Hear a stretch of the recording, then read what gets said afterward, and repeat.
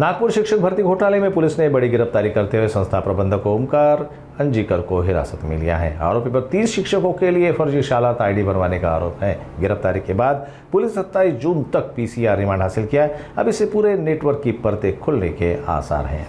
नागपुर में फर्जी शालार्थ आईडी के जरिए सैकड़ों लोगों को शिक्षक पद पर भर्ती कराया गया। इस मामले में पुलिस ने एसकेबी प्राथमिक एवं माध्यमिक विद्या मंदिर से जुड़े संस्था प्रमुख ओमकार अंजीकर को गिरफ्तार किया है। पुलिस की जांच में पता चला है कि 30 से अधिक शिक्षक फर्जी आईडी के आधार पर स्कूलों में नियुक्त किए गए हैं।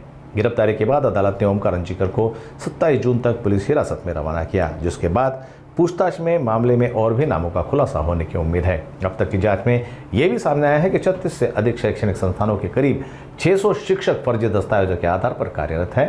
इस घोटाले में मुख्य आरोपी नीलेश वाघमारे फरार है, जिसकी तलाश में पुलिस की एक टीम रवाना की गई है। पुलिस का कहना है कि यह घोटाला और गहराएगा, क्योंकि जांच में शिक्षा विभाग के कई अधिकारियों की भूमिका की भी जांच जारी है।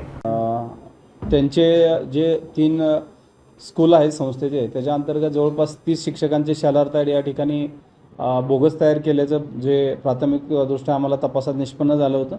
त्याच्या अनुषंगाने संबंधित चौकशांती आम्ही ओमकार अंजीकर हे संस्थापक आहे यांना आपण काल अटक केली होती।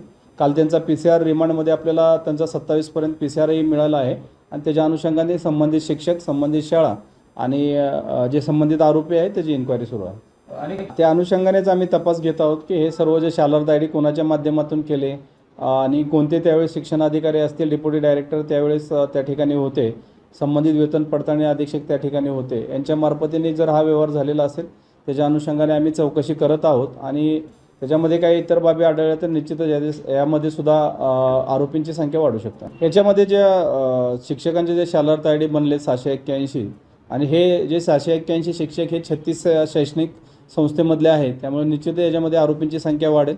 ज्या पद्धतीने पुरावे आम्हाला प्राप्त होतात, आरोपी अटक होतात, त्या पद्धतीने पुढील तपाससुद्धा इतर आरोपी निश्चितच वाढू शकतात आणि त्यांना आम्ही अटक करू। वाघमारेच्या संदर्भात सुद्धा आम्ही त्याचा शोध घेत आहोत। बऱ्याच वेळा आम्ही काही टीमा ज्या ठिकाणी आम्हाला माहिती मिळाली, लोकेशन आले, त्या ठिकाणी आमच्या टीम अधिकारी त्या ठिकाणी सर्च घेऊन आले, पण अद्याप तो फरार आहे।